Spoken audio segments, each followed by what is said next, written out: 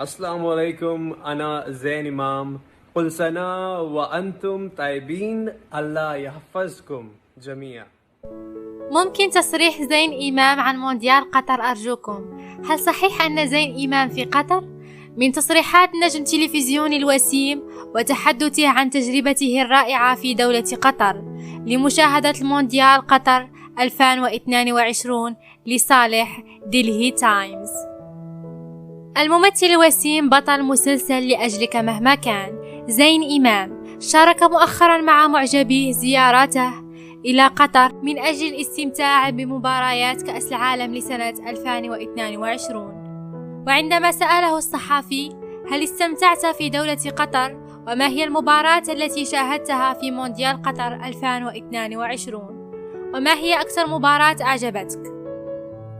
قال زين: كل شيء كان رائعا ومن كل النواحي، ولقد استمتعت كثيرا خلال رحلتي.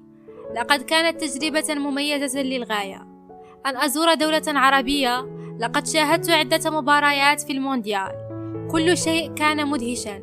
لقد شاهدت مباراة الافتتاحية قطر والأكوادور. لقد أعجبتني المباراة إيران، لقد كانت حماسية للغاية، ومباراة كاميرون وصربيا ومباريات البرتغال.